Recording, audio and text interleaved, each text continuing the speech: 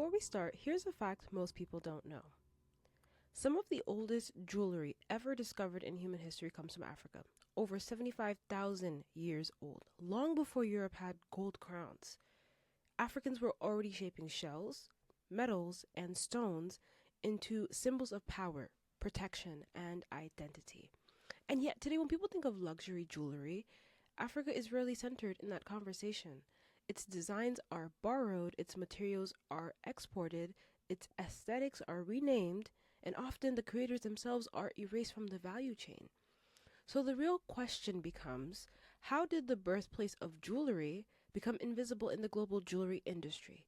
Today's conversation sits right inside of that tension. We're sitting down with the founders of Kayrafet, a brand rooted in Senegal, handmade in Dakar, and built on the belief that African craftsmanship should be owned, valued, and respected on a global level without dilution.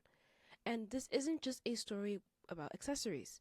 This conversation is about who controls African creativity, where the money from African inspired products actually goes, what it means for the diaspora to reinvest back home, and how culture becomes power when it's protected.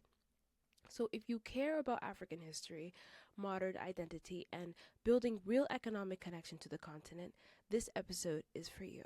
Hello, everyone. Welcome back to another episode of They Lied About Africa. I'm your host, Numa, and if nobody told you the real story, I will. Let's start at the beginning. Right. All right, so I want to start with the first question. So, from my understanding, you've all shared that Kairafet started very humbly. You were bringing back rings from Senegal. You were sharing them with your friends, your classmates. And I think I told one of you specifically as well that one of my friends, Amira, had put me onto y'all from the very beginning. After I had came back from Senegal personally, wishing that I had gotten more jewelry, especially when I was trying to get in touch with like African fashion and couture and things of that sort. But eventually this all turned into something way bigger as I've seen personally. And I just would like to, have you guys take us back to that moment in time. Who were you then? What were you dreaming about? And what was the exact moment you realized this love for jewelry and culture could become an actual brand with purpose and impact? Okay, I'll start. So, who were we then? So, I feel like Kairafet has two beginnings. The first beginning was just with me and being a college student. I was majoring in international relations, and I had this passion to always make sure that what my diploma is of use to my home country. So that was who I was then. And I was also doing a lot of back and forth between New York and Dakar.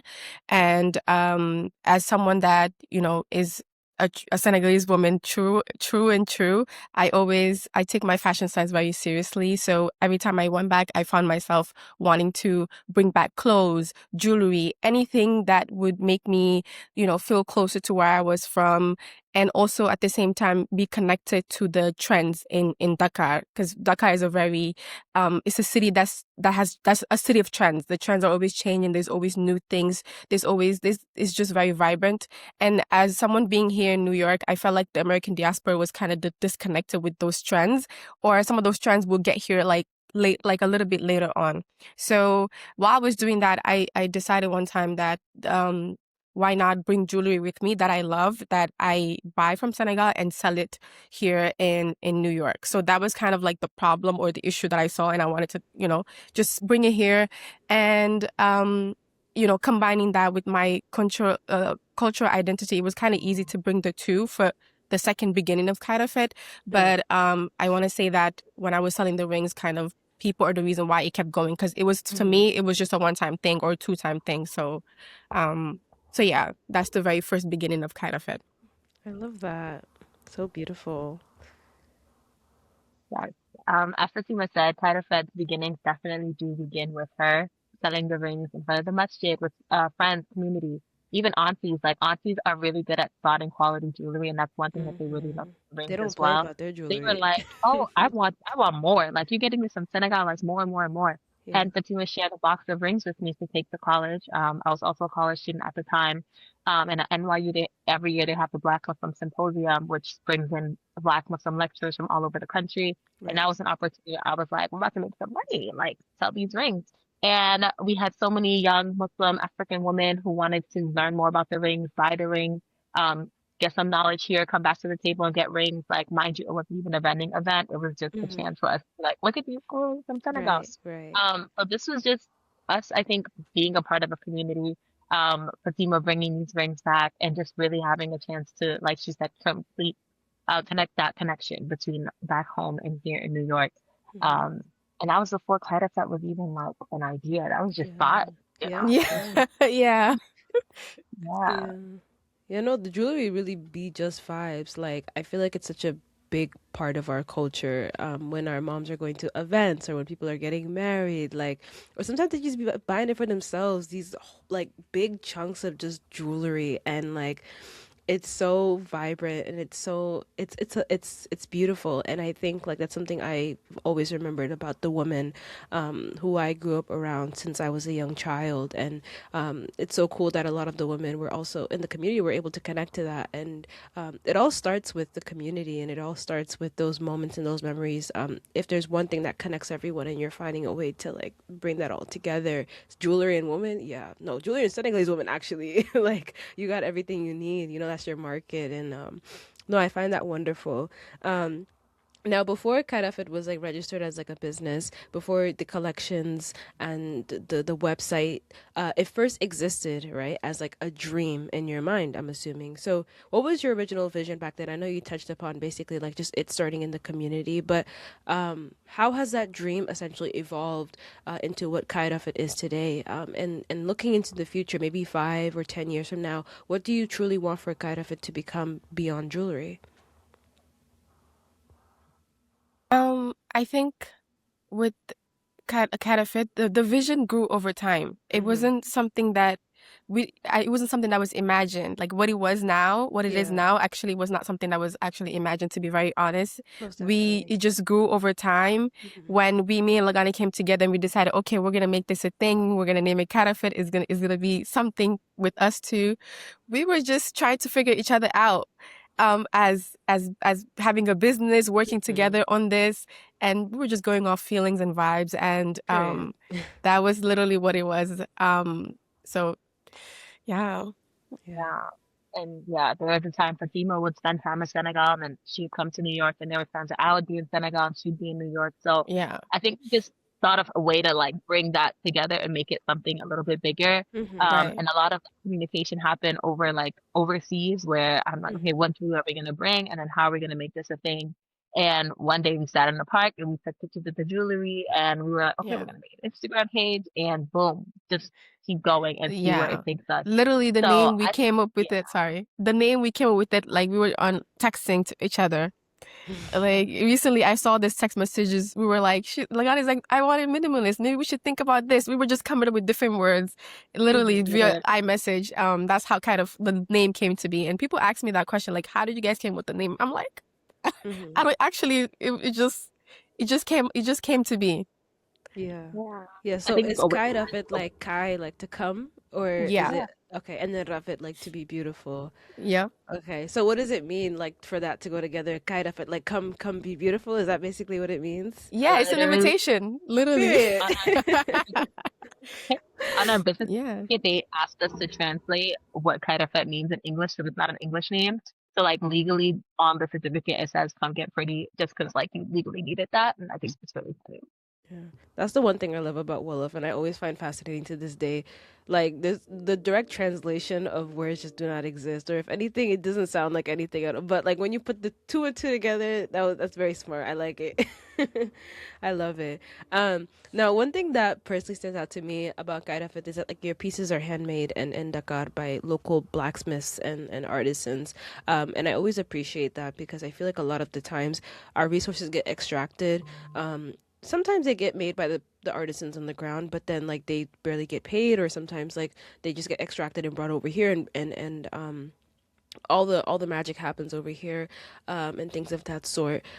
um but you guys basically they're handmade in Dakar by local blacksmiths and artisans again. So could you walk us through that full journey from like how you source your materials, how you create your jewelry, and then it reaches the customer? And why is it so important to you that African hands like remain at the center of this entire process? Wait, before we get into that question, I actually, I know me and Lagana talked about, sorry, with the previous question about the future of Kayrafet. Mm-hmm. And yeah, I feel like, me and Lagana had that conversation a lot. Maybe we can explain a little bit more on that so that, people who love Kayrafet can know more about, what we Yeah, look forward to in the future for five for or 10 sure. years. For Yeah. sure. Yeah, yeah, yeah. Go ahead. Yeah. Future oriented, we definitely have goals and visions of being a 100% fully handmade jewelry company that is based in West Africa. We're Mm-hmm. currently mostly focused on Senegal, but we're looking to really reach the entire diaspora of West Africans here in the States, Mm-hmm. Europe, and in Africa as well. Right, right. So with the brass pieces, with the silver pieces, with gold plated things, we're really looking to highlight African artistry and artisanship, Mm-hmm. telling stories and things like that. Right now, I would say we're about 50-50 in terms of handmade and pre-made pieces. Mm-hmm. But in terms of our future goal, just storytelling, really bringing together the culture, but making sure that everything is 100% Yeah. made in Africa for people Period. who want to be connected in that way. Mm-hmm. No, I Bring this love heart that. to It needs to be. It should be like that. I feel like for a lot of other brands, but I love that you guys are sticking to that narrative. Yeah, I mean, it's hard. So Mm-hmm. yeah, It it's really is. hard. It's not Yeah. easy, but about the how where the materials come from with Mm-hmm. like our handmade pieces. Mm-hmm. So right now we're only working with brass and silver, like Lagane said. Okay. So the brass material that we work with is actually recycled material. So it's brass Oh that wow. once had a life. So Mm-hmm. it was once a knife or a utensil, or Mm-hmm. it was Mm-hmm. something before the platings.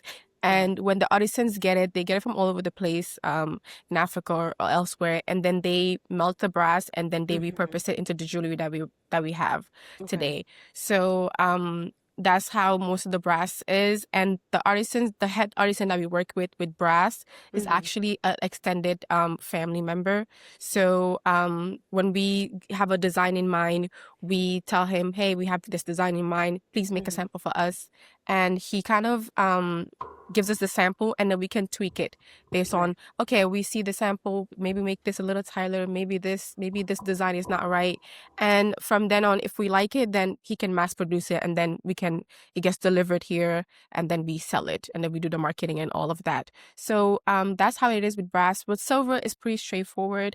The head artisan for silver also is my uncle, my little uncle, my maternal uncle. So he's an artist and he works with silver, all types of metals. So we do the same process. With silver is more customization. So, we get the order, he makes it, and then it gets shipped here, and then we give it to the customer. So that's how the jewelry gets, transported from Senegal to here. Um, and yeah. Yeah. No, thank you so much for that detailed explanation. I think it's really cool that, you guys have basically know everything that's happening in the process. And I think it's even better that you have someone, back home who's able to handle this for you. I feel like a lot of the times people get traumatized, maybe from their parents, especially if you're first gen, seeing money get sent back home and having no idea where it's going. Maybe trying to start a business from abroad and you can't, make the trips constantly because, you got a job here, you got a family to take care of.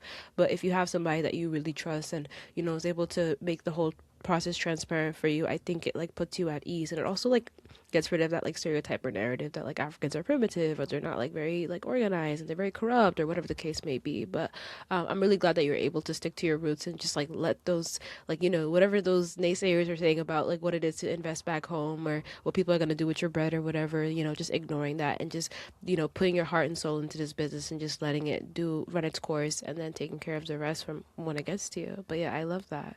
um yeah.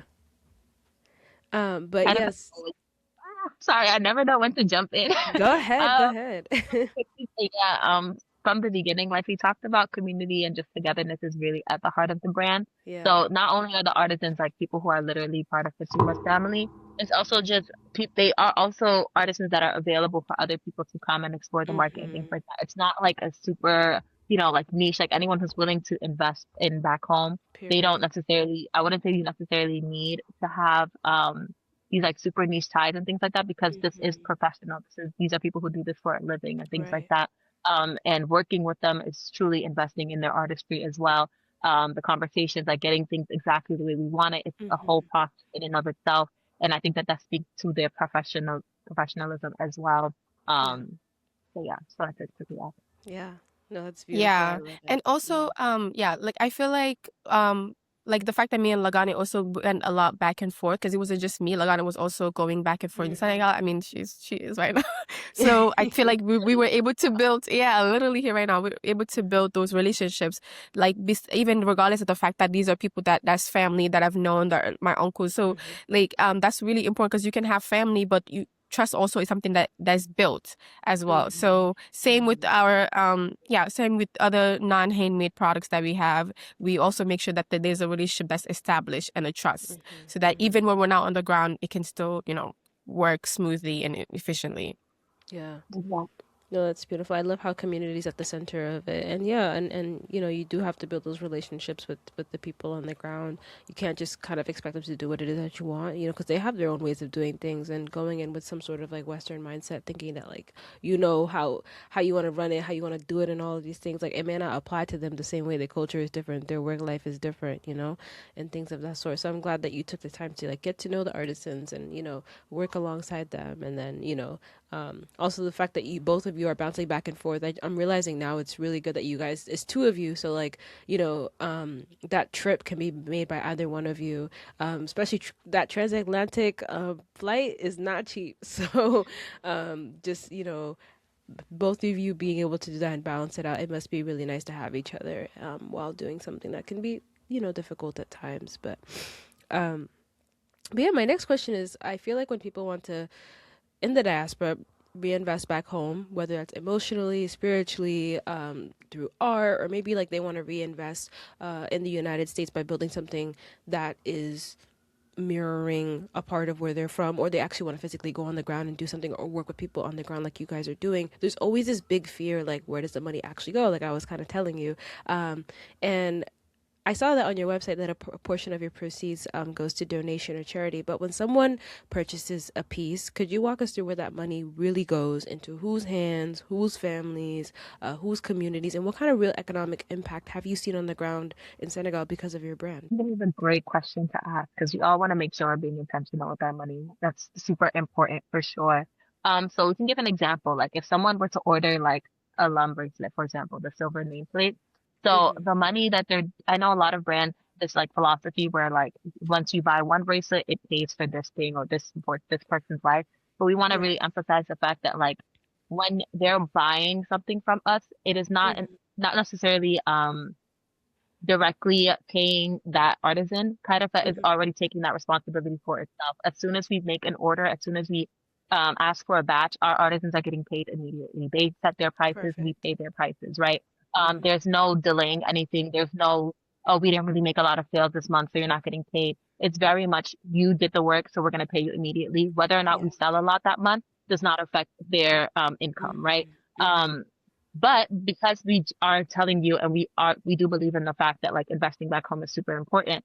As the more people support Kayrafet, the more they're committing to a business that is I following that love sort of that. ethical line of Yeah. supply chain, right? So the Mm-hmm. more you help us, the more we're able to help them and the more we're able to Mm-hmm. commit to that promise. Mm-hmm. And we do have a 10% pledge as well that says that 10% of our revenue, not just the profit, but all revenue that we make is going to education and other like development initiatives in Senegal, I love that. or West African region. Mm-hmm. Fatima can talk a bit about that as well, like what we've done in the past and kind of Mm-hmm. hopes for the future. Um, Yeah. yeah. So with donations, our first, I know that we started it since 2023, but this is our first time actually putting it on our site and kind of Mm-hmm. putting it out there because when we begin with when the conversation started, Lagana is like, we should think about donating some of our proceedings, which is something that we've been thinking about. I kind of was telling her, maybe we should not Mm-hmm. broadcast it because there's this thing, yeah, there's this thing of like being performative. Are we doing it so that people can Uh, say, oh, they're donating, or are we doing it because we actually want to do some real changes? Because regardless of mm-hmm. Kayrafet, Lagani and I really are like invested in, interested in wanting to serve our communities. That's regardless Mm-hmm. of Mm-hmm. Kayrafet. So that was something that, that was kind of a dilemma kind of between us. So we kind of kept quiet. All the donations we've done since 2023. We started out with a well. We donated some money to this agency that was building a well somewhere in Senegal, in Fatick. I'm not sure if you're familiar. Yeah. For the communities to have access to water instead of like fetching it like further away. Yeah. Our second donation was towards our ustaz was building a mosque in Ghana, so we kind of donated there as well for anything that they needed, like the construction.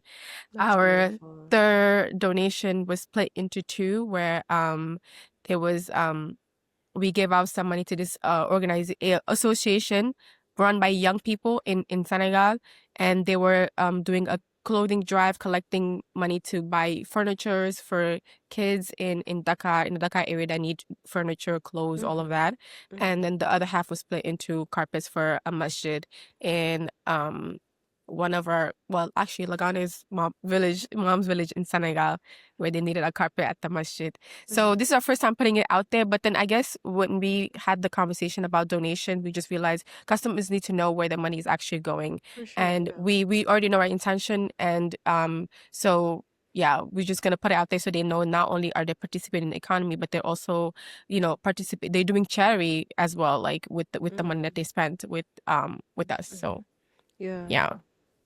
That's so beautiful. It's like not only are people like buying a piece of your jewelry and they're supporting local artisans, especially during a time where there's a lot of brain drain happening, as you may know in Africa, and it's really hard for people to stay there and have like, livable income. And, not only are they playing a role in that and allowing these people to stay in their homes and not have to feel like they have to leave their country for the sake of seeking a better life, but they're actively also building other things. They're playing a role in reinvesting back home, whether they know it or not, which I find beautiful and I think is so intelligent.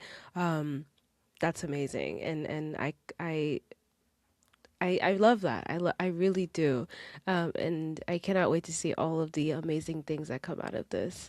Um, Well, if anyone listening knows any organizations that we yeah, think we should consider, Ramadan is coming up, so we'd love yeah, to, add more to that list for yeah. sure.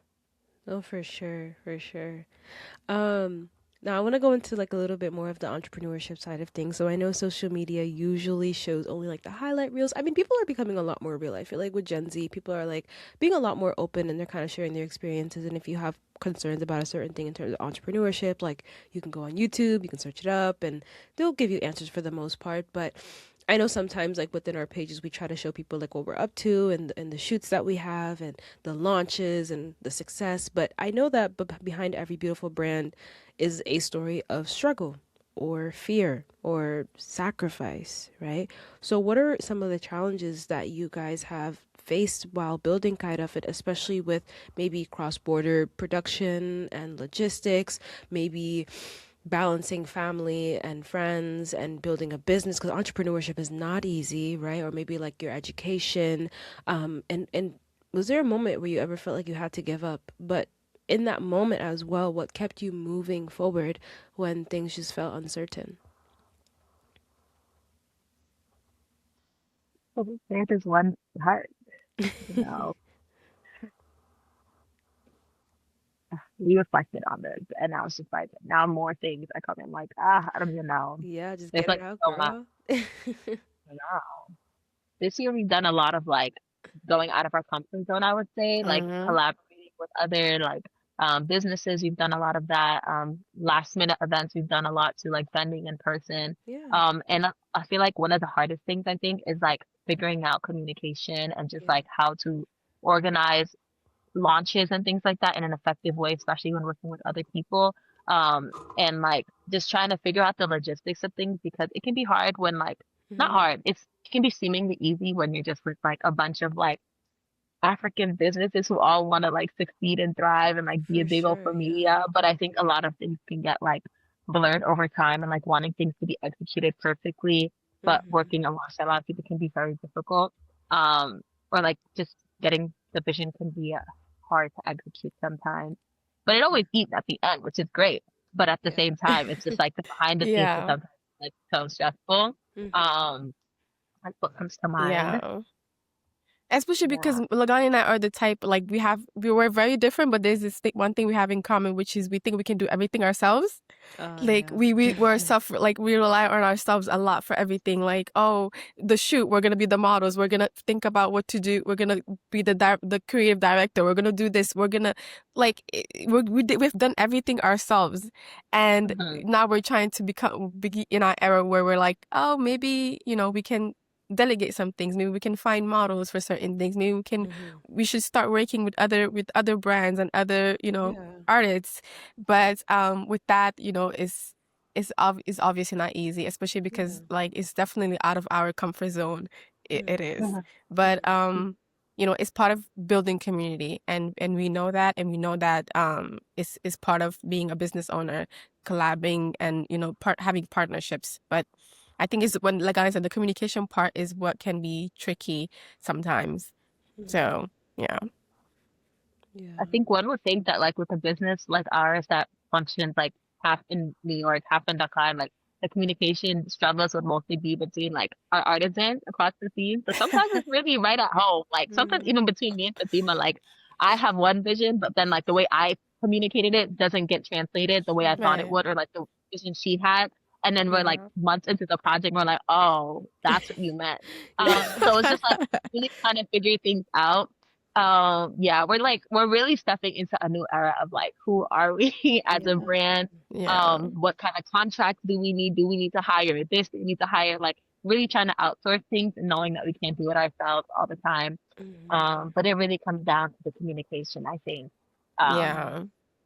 It really yeah. does. And So we're like just growing. We're having growing. having a business, and also like it means like having ideas as well. So sometimes we Mm-hmm. have ideas and it doesn't, execute well.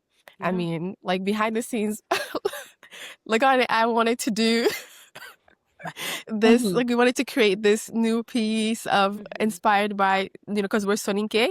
So we Yeah. wanted to make this jewelry and create it. It was created. We saw the sample, hated it. Hated it. Hated the sample. We're like, no. Yeah. That's all part of it. Mm-hmm. So Yeah. Question. This wasn't something I planned on asking, but I'm thinking about asking now. But what do you guys think makes like your partnership like a partnership? I feel like that's something I come across a lot when it comes to entrepreneurship. Like once you're getting to a stage where you need to like implement other types of, I don't know, features within your brand, or maybe like you need a lot of marketing and you need to bring someone on your team and it's not just you anymore, it's you and someone else. What are some things you guys learned about each other that made you realize like, okay, this is needed Oh, for the business to operate and run smoothly and for our relationship to be intact? Because y'all are family too, but like there's probably still parts like you guys have to think about because you're you're you're basically business partners. So what are some things that oh, maybe people thought you should have known, or maybe what are things you wish you knew before, like you guys collaborated, or what is advice you would give to someone who's looking for a business partner? yeah. um I think it really helps that you guys are both from the same place, have the same mindset, background, in the same way, but you guys are also two different, completely different people. But yeah. Yeah.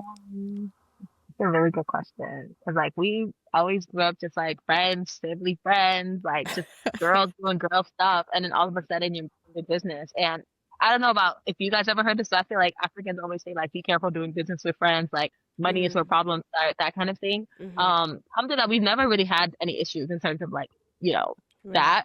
But it does really highlight like, okay, what are your flaws within one another? Like, how do you really communicate? How do you get over frustrations? How do you delegate who does what? Right. Just Right. recently, I think within the last year, we really like tried to delegate, like, okay, I'm the person who does like marketing and online stuff. Fatima does like communications. Like, we really trying to like split it up so that things don't get jumbled and we're not all trying to do the same thing and Mm-hmm. things Mm-hmm. get confusing in that way. Um, but no, it's a lot. Yeah. Fatima, what do you think? I don't know. yeah, I mean, I actually had someone ask me this question. She had a business partner and it didn't work out. They were friends, like really good friends, but they just was not. It didn't translate well when they had a business together, and I had no idea what to say. I was like, I don't know, but I think part of Mm, what makes it work is that me and Lagani are very different. That also is a like mm, part of the dynamic. So like when one has an outlook like this, the other can bring it like, oh, actually let's think about it in this way. And I think I feel like we're just very, I don't know. I want to say patient with each other because I like sometimes I'm very passionate about something and Lagana is like, Fatima, calm down.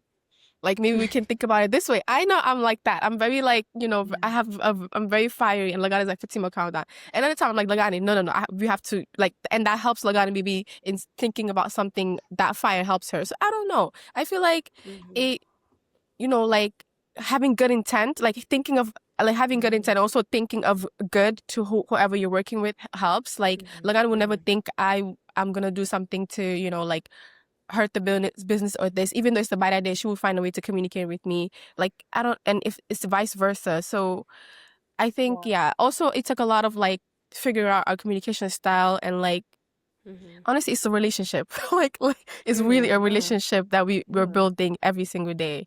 Yeah. So yeah, Yeah. alhamdulillah, can't really take Yeah. the credit, but Like to this it's day, Allah. I will still send Fatima shots of like me reimbursing the Kayrafet account. Not because like I feel like she doesn't trust me, and she's always like, "Why are you sending me this?" Like I trust, like it's a system of trust here. But I'm like, I know it's just the way. It's just how I am. It's just how Yeah. we are, you know. Mm-hmm. But working with each other in that way, I think is very like it's just a testament to who we are. I think. Alhamdulillah, it's worked so far, and inshallah, it keeps working as well. But Inshallah, it yeah, will. yeah, Yeah.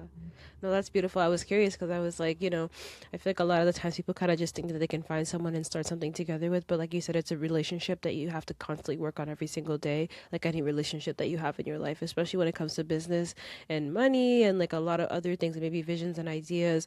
You need to make sure you see eye to eye on a lot of things and know how to communicate with each other by also respecting each other's visions and valuing what you value, each and not crossing anyone's boundaries. So it's a lot, but it's like a different kind of relationship. But it's not one that we see often because not everyone's an entrepreneur, right? But I think it's something that people definitely need to take into consideration if they're like, Yeah. looking to bring someone else on something that can turn into on something that can be really big one day. You just never know. And Um, trust too. Trust is a thing as yeah. well.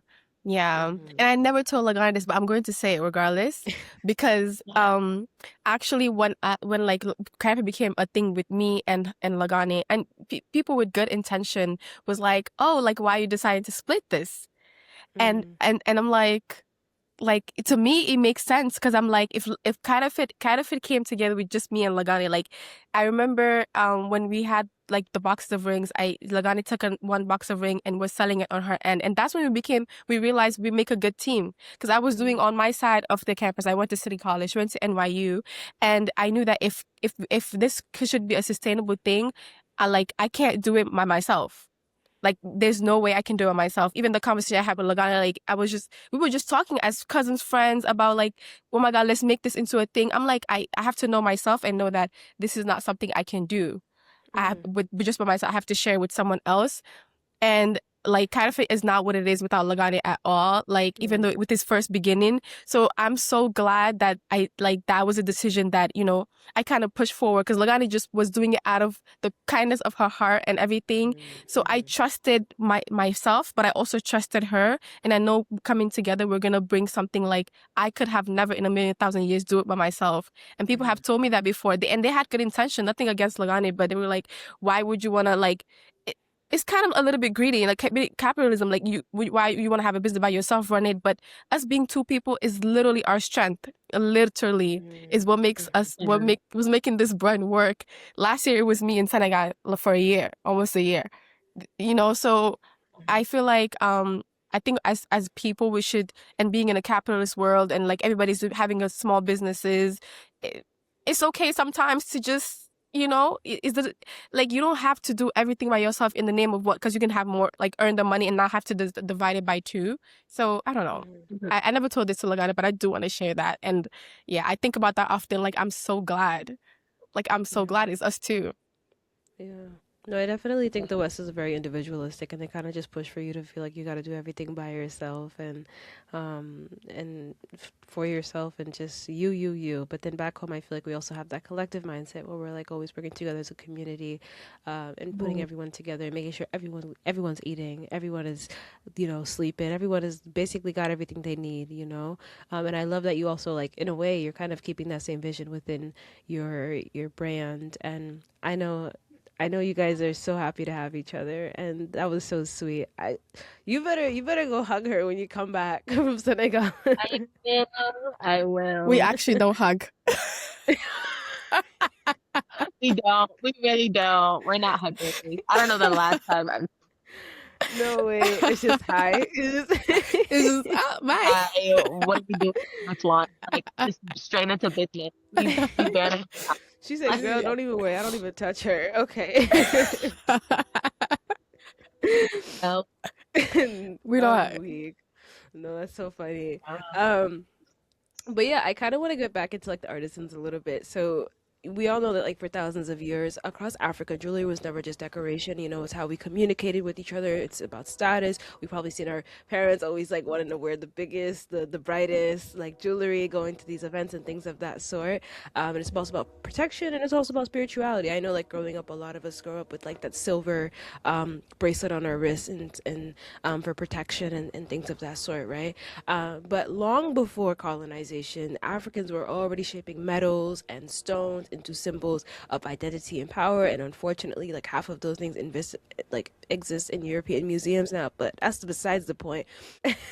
And how consciously does that ancestral legacy influence the pieces you create for this generation? I think earlier when I mentioned that the artisans work with our family, that's because I know that this exists with the Wolof, but with the Soninke as well, there's caste systems. So the caste that I belong to is the caste of blacksmith, which is in Wolof is called the Tag, and in Soninke is the Teges or Togos. So that means like my family have been blacksmith for a very long time, and it's Right. something that has been passed down from our forefathers up to my father. My father has made jewelry in his lifetime before he immigrated to the US. My Oh mom's side of the wow. family also belongs to the same caste system.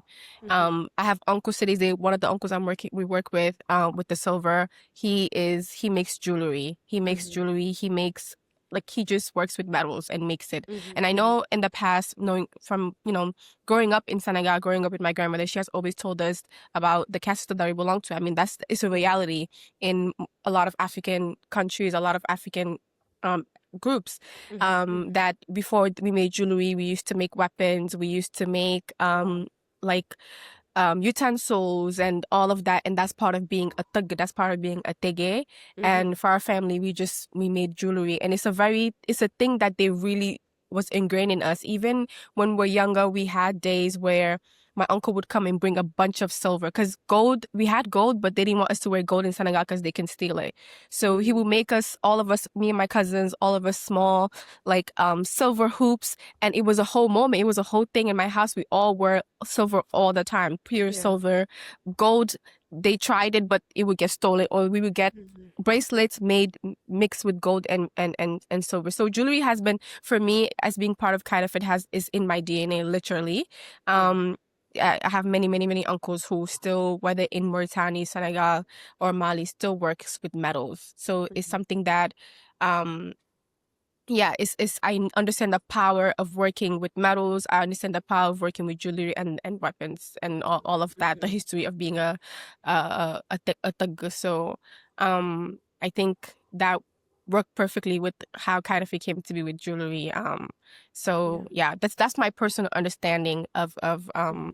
of the history of jewelry and shaping metals and all of that. Yeah. And I Mm-hmm. think it's worth embracing. Although like there's also some cons with caste systems where, there's this discussion of like, one thinking you're better than the other, or like the way the hierarchy of the caste system. But I think with kind of Mm-hmm. it also that's also another discussion. But yeah, this is how my personal take on it. Maybe Lagani can share a little bit more on um yeah. yeah. Like a low key. Like if you were to go back maybe 100 years, not even 100 years, even today, you may see people back somewhere who will say that like because of our caste system, we shouldn't be doing business together. Fatima's from a family of Teges, blacksmiths. My family is from Jores, nobles. They say that we shouldn't be working together. We don't marry each other, blah blah blah blah. Even though we have historically been such a help to one another when it comes to marriages, when it comes to helping one another in so many different family events. But in terms of like business, it's like, no, that's not a thing that you do. So we're obviously here like at that, doing our own thing. And I don't know, in terms of this question of like how do we keep jewelry alive? One thing that comes to mind is like I mentioned earlier how the aunties can spot really high quality jewelry. Mm-hmm. And as a business, that's something that we're always looking for, even before we started handmade things, like what's actually going to last. People have asked us for necklaces and we're like, no, because they're going to tarnish. But when it comes to things like our rings or some of our Mm-hmm. other pieces, like this is an old piece that we don't sell anymore.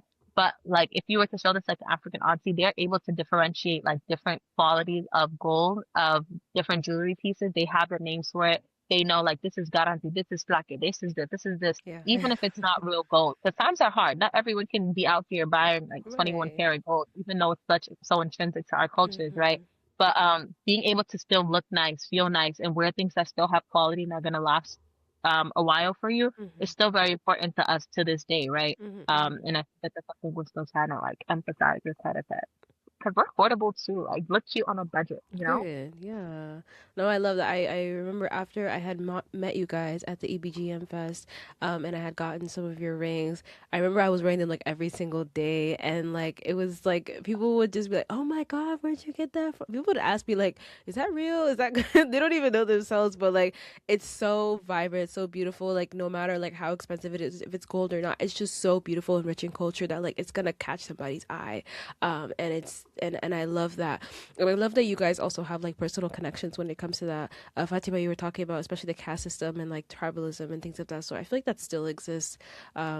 In a lot of ways, right? I don't think I understood it actually because I was born and raised here and like I understand that there's like different tribes like, or like when someone asks you like what's your ethnicity like within Africa, like you'll tell them like you're Lebu, like you're this, you're that, you know. I didn't know like understand the full extent to it until I watched Babel. I don't know if you guys watch Babel, but that's what I understood. I was like, it's just like okay, Nino Itagi, Nino like all of these things, or Nino Mom Liya, and then like they'll be like, oh, this belongs to this group of people, this belongs to this group of people, only this group of people do this. I'm like, this is a real thing, and my mom was like, yeah, girl, it exists, and to this day, even it like comes in between a lot of things like business, and marriages, and you know, even though historically, like you mentioned, you know, people have been able to do those things together for a very long time. My next question is that, you know, there's a long history of African creativity being extracted, rebranded, and sold by people outside the continent. In that context, what does ownership truly mean to you? How do you make sure that African artisans and communities are not just the aesthetic of Kairaf? And I feel like I see a lot of people all the time build something back home or build something, extract something from back home, and they kind of just like romanticize it, you know. And you kind of touched upon this already by making sure that the artisans are getting paid and they're being paid like for their work, and they're not being exploited or anything like that. But especially the ones like who hold power and agency and long-term economic benefit, how do you make sure that these communities are not just the aesthetic of your brand? Yeah, I think we're really far from them being the aesthetic of our brand. Like Period. Yeah. we just like we rarely post them, not in a way to like not show who they are, but like if we Mm-hmm. do post them, it's like it literally just them in their element, like in their Mm-hmm. shout. Stuff is everywhere. Like there's nothing about it is giving like Instagram aesthetic at all. Mm-hmm. It's really just these are people who do this work and we are doing work with them. That's Yeah. how it essentially functions. I don't know if we lost the keynote or not, but Mm-hmm. yeah. And also in terms of like collaborating with our blacksmiths, whether it's silver or brass, we also listen to their demands when they tell us things like, oh, silver's actually gotten a little bit more expensive now, so the prices are going to change. Mm-hmm. Um, we all know that back home you do have to negotiate with some things, but not every day is negotiation. You know, sometimes things are the way that they are. So if our blacksmiths are telling us silver is more expensive this month, we're taking that into consideration, and that's where our price increases may also follow, right? Um, so yeah, I think it's a lot of like again communication and trust, us trusting them, them trusting us. Yeah, I think there's a phone ringing in the back. yeah. Yes. Sorry. Okay. Um, yeah. Fatima, do you want to Um, answer that? yeah, yeah, I mean, I think we value African creativity. We value the craftsmanship. I mean, I just mentioned earlier, like where I come from. Yeah, so there's no way Mm-hmm. we see more beyond the aesthetics, and Mm-hmm. um So yeah, we make sure that we continue communicating with the artisans. We respect their work, respect their prices as well, and yeah, and yeah, we make sure that it is all like in ethics. Me and Lagana are very serious about that. So um yeah, as people who go back often ourselves, understand that we do understand that we have to be honest with ourselves, and also like know that, as people that come from the diaspora, there's this certain, like, I don't know how to explain it, really sorry. I, there's this kind of privilege that we have to kind of acknowledge. So when we, Mm-hmm. even though we're Africans and all of that, when we do go back and we're working with the artists there, or we buy things there, we source there, you know, Mm-hmm. also we know that this is someone's way of living. For example, this is their wage. This is what they use to bring back to put food on the table. So Mm-hmm. um yeah, it's not just about the aesthetics. We're very, even besides Kayrafet, this is something that we are very passionate about. So yeah. Yeah. Yeah. And I think it shows too, because if we wanted it to be just about like ownership and profit and aesthetic, we would have had launches like every week selling you guys things that didn't really make sense, like a bracelet here, a foot chain here, a this there, things that didn't really correspond with any sort of like brand image. Um, but that's not who we are, right? That's not what we're trying to push out at all. Um, so yeah, I would say for us it's more about that. It's not just about like making money, you or anything like that. It is about stay true to who you are. No, I love that. I love that's I feel like the root of like what everyone's why should be. If it's like very connected, deeply personal to you, I feel like none of it will be performative. All of it will be intentional, and the people will feel that and see that, whether that's they're really wearing their jewelry or on your website or on your social media page. I feel like that's one of the things that gravitates me towards you guys. In a way, I could just tell that there's such a deep personal connection in every single thing that you do, every single shoot that you do, every single launch that's happening, Yeah. or any piece of jewelry you're selling, or the spaces that you guys show up in, the spaces that I met you in. And I think that really plays a large role in everything that you do. Now, I wanted to ask one last question. It's a controversial take. And that is, I've asked this on my podcast a couple of times actually to some of my guests, but there's this conversation in fashion, especially jewelry, but fashion as well. Maybe it's more over in the West, definitely not at home. If anything, back at home, I guess they're doing this a little bit, but anyways, that's besides the point. African jewelry or even fashion can be labeled as too loud and traditional, or not professional enough for global luxury and everyday spaces. And I say that this happens a little bit back home because we even see it slowly like crawling into, our communities. People aren't wearing their traditional clothes as much anymore, maybe just for events, but not for everyday wear, right? But some feel like the pressure to dilute their African aesthetics to feel accepted. Um, and what is your honest take on this? Like, do you think African brands need to soften their identity to succeed globally, or does the world need to expand its definition of beauty, professionalism, and luxury? I think Africa is tired of adjusting who Africa is for other people's taste buds. Like Africa will always be what Africa is. It will always be unique. It will always be fun. It will always be creative. Most So definitely. when it comes to jewelry, there's no such thing as like trying to like fit a more palatable audience. I can Mhm. understand why that why people may want to do that to fit into Mhm. more like bigger spaces, make more money, whatever. But I don't think that that's necessarily a path that we're going to take. That's not a Mhm. path that like I think anyone should be taking. And a little side note, like we were just a part of the Africa Centered Creative Women's Exchange, Yes, and I it was a saw bunch it. of different workshops. Oh, we Yeah. also won the grant. Yeah, Congratulations. thank you. And one of the workshops was actually taught by a Senegalese woman, Sarah Diouf, who is the owner of I'm forgetting the name of Tongoro Studio. And it's Mhm. like a high fashion, like luxury brand. And Mhm. she's really true to who she is. Like when you look at it, you can see essence of Senegalese fashion in her stuff. But she's on like red carpet runways. She's on like Wow. haute couture. Like she's doing the thing, being Mhm. exactly who she is. And I think that that's a testament in like setting a Of course. pathway for other brands like ourselves to be authentically African, be Mhm. Mhm. authentically, West African. Like there's no such thing, you know. Yeah. And I think that we're doing a good job of that as well. Like Mhm. these are pieces that you can wear to work. These are pieces you can wear at a wedding, Right. mix and match. Um, Mhm. so no, I rebuke it. Period. I rebuke. Fatima, what about you? Yeah, Lagani said everything. I don't know. I feel that was. I feel like anything with fashion are like Africa is the source in my eyes. Most We definitely. are creative, we are vibrant, we are brilliant. So Hmm. and also I feel like moving forward, there's also this trend where the world is kind of becoming more interested in, like I know high fashion luxury brands are starting to become more interested in you know, Yeah. African taste in the African market. So Yeah. I feel like we're at a point where maybe the wheels are turning and, there's a Hmm. shift in fashion and, the world is kind of paying attention to more to African Right. creativity and fashion. Um, yeah, like, I mean, I think, I think we're leaning more towards that right now. And Yeah. yeah, I love that for us. Love that. Yeah.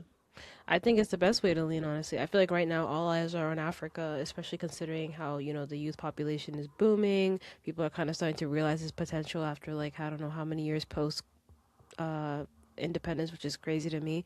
Um, but I think that, like, we need to also turn our eyes to there and look very closely and see everything that's happening.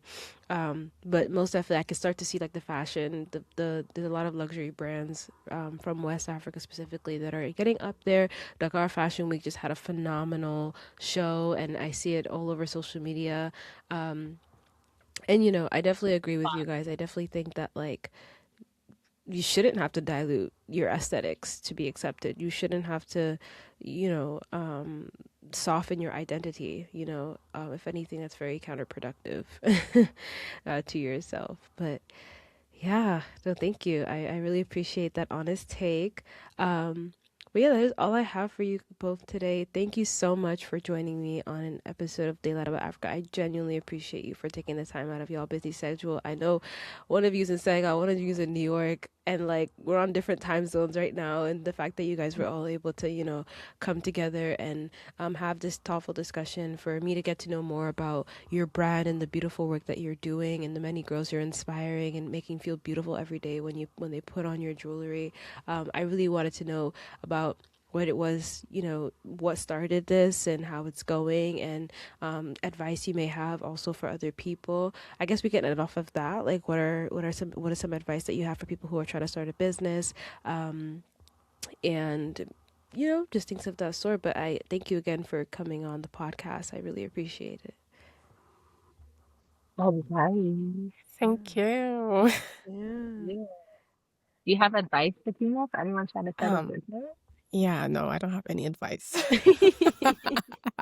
Although, I'll add a quick thing, only because I'm currently here right now. And it's something I've been thinking a lot about, but Mm, keep in touch with your family members, guys. Like, I know we're mm, all diasporas and like we're doing for our own sure. thing in the West, but like keep in touch, respond to their voice messages. Because when you're back home and you Mm. need someone to go to the market with you, or just you want to No, like, facts. Before they scam you, and bro. you have exactly someone to translate, it's gonna be embarrassing when you cannot. So I don't know, but no, Yeah. seriously, like community is very important here. It's Very not individual important. at Yes. all. So like, get out of your bags, be a villager, Mm, and just trust yourself. That's a lot. Here Good you yeah. luck. go. Yeah. Yeah. Yeah, that's all I Good can luck, say. Sha. Yeah. Well, Good thank luck, you. Charlie. Good luck, Good luck, Charlie. Is Charlie. crazy. Yeah. All right. Thank you guys so much. Thank Thank you.